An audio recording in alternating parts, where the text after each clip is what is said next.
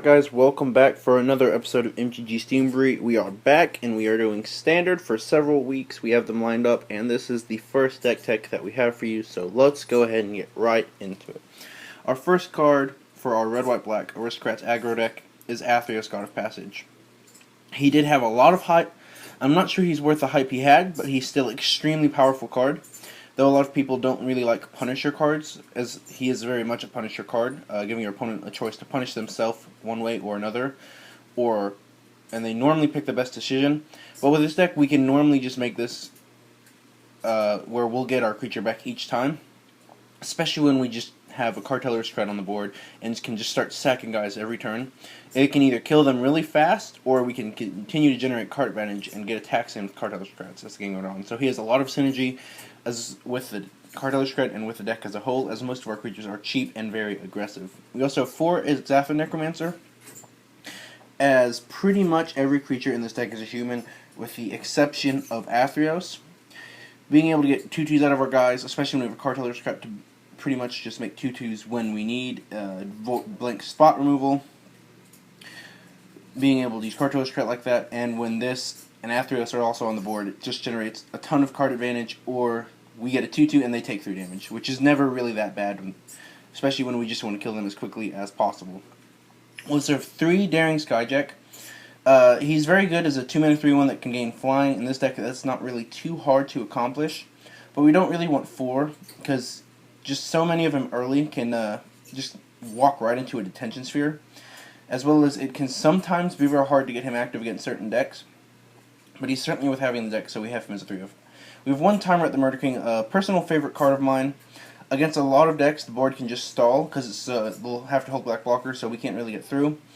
Cartel Aristocrat is one way to get through. He is another, as well as he can just continue to come back against Supreme Verdicts and other such cards that will just kill a lot of our creatures. He can act as a source of card advantage, as well as he also works extremely well with Zafa Necromancer and Athreos, so just another powerful synergy to have.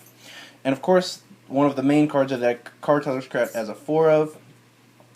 Being able to set creatures to keep this thing around can be very efficient against many decks that they rely on 1-for-1 removal, like Mono Black. If you can just have a 2/2 that stays on the board, it's going to be really hard for them to get through. And it allows a lot of our synergies to come together. As well as when a board stalls, like I said, this can end a game by just sometimes putting a Gistors Lover on it, or having Spear Payload, or even just attacking for 2. I've won many games just by going, is that the Necromancer? Sack a guy, attack for 2. Sack the zombie, attack for 2. And just do that tons of turns in a row. As well as if a creature has lifelink, you can block it. You can sack the creature that's blocking it, or you can block with Aristocrat and sack the creature to Aristocrat. Either way, they're not really going to gain that life unless it has Trample. So a very, very powerful card, and I definitely needed to be a 4/of. We have 2 Precinct Captain. I wish we could play 4, because this card is just so powerful to have on turn 2 against pretty much every deck, other than if they draw a Sylvan Caryatid, he's not going to be amazing unless we have Spear Payload. But he does cost white, so there will be times on turn 2 that either we can't cast him, or to cast him we have to, it's pretty much we just can't cast him. Sometimes we'll have to shock ourselves, but that's not really too big of a problem with his deck. He's so powerful, though. I definitely wanted 2, and I just wish I could play more, but for now we're sticking with 2 until we maybe cut the red and just go straight white black, but red's so powerful in this deck.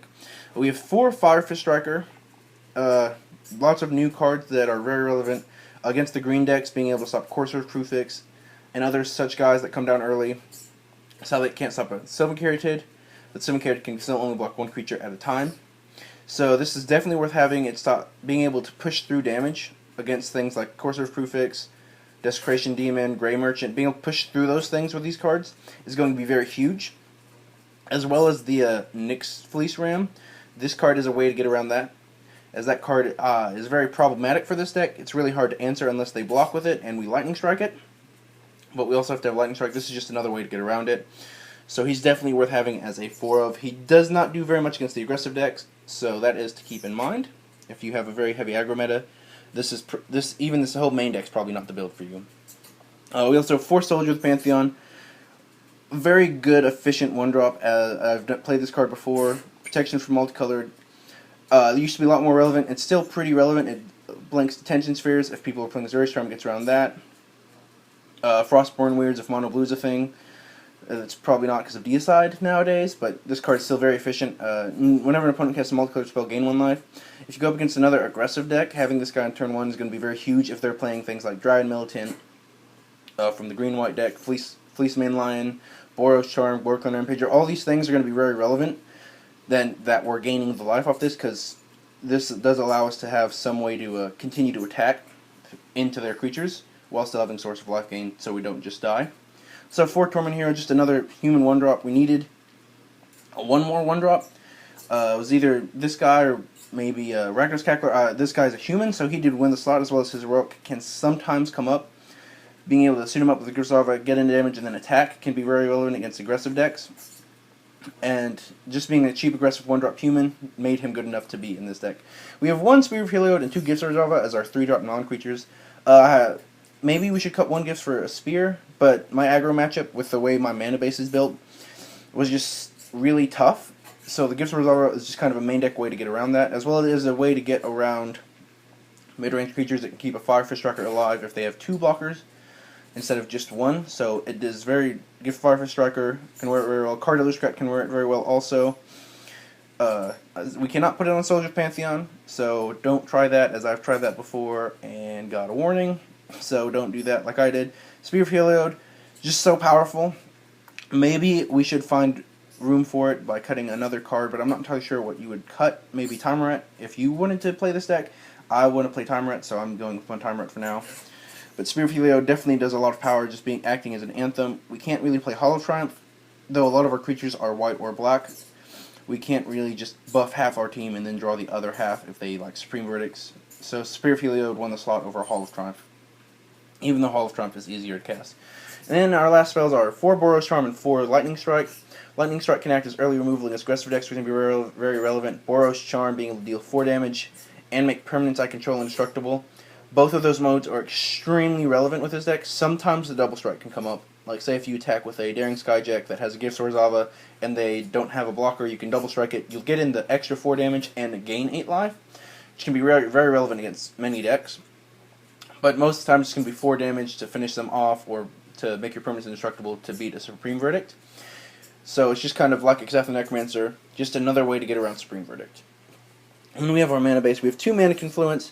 I was originally playing 4, but that was much too painful for just so many matchups, so I did cut it down to 2. It did improve many matchups, but my aggressive matchup can still be a little tough, whether or not I draw these simply because of the rest of the mana. We also have 2 Mutavaults. This is what replace the Mana Confluences. This card is extremely powerful. It can also act as a human, so there can be plenty of times you can just be like, tap Mutavault, animate it, sacrifice it to my Aristocrat you're trying to kill, and get a 2/2 zombie out of it. And with Athreos, they still have to pay 3 life, and if they don't, you will get your Mutavault back. So you can say pre-combat, you don't want to attack the Mutavault, you just go animate it with its own mana, sacrifice to the Aristocrat. If they don't pay the 3 life, you get to play Mutavault as your land for turn. Just lots of neat little things like that. We also have just our standard, well, this isn't really a standard mana base for, I think, an aggressive deck. We have 12 Shocks, 4 of each, and then 2 of each temple. Maybe you should cut down on the temples, but I found them to be very helpful, especially if we don't have a 1-drop in our opening hand, and we can normally just take off turn 3 to play another 2-drop, because there's not really that many 3-drops that we really need to cast on turn 3, other than being on the draw against a blue-white control deck, and wanting to have a Necromancer in play before Supreme Verdict. So this is the main deck. The main deck's kind of built to beat the mid-range and control decks. The aggressive matchup's kind of bad the way I've built my main deck. So if you have an aggressive meta, certainly change the deck up a little bit, and maybe the sideboard will give you a few tips on how to do that, and we will be back for that in just a second. Welcome back to the sideboard. Our first cards are 2 Sin Collectors, definitely very good against the control decks, and Mono Black Devotion, and the Mono Black / green / white, whatever other / red, all those basically the same Mono Black Devotion deck. Being able to strip removal out of their hand, against blue-white control, being able to strip Supreme Verdict out of their hand is going to be very relevant. As well, it comes on a 2/1 body that can attack and is a human. So it does carry on the human synergy while being an aggressive card in and of its own right. So it definitely deserved 2 of sideboard slot over Thoughtseize for this deck. Though maybe you should sideboard Thoughtseize. I do not. 2 Banishing Light. Just kind of a catch-all answer. It hits Detention Spheres. Other Banishing Lights can hit Elspeths.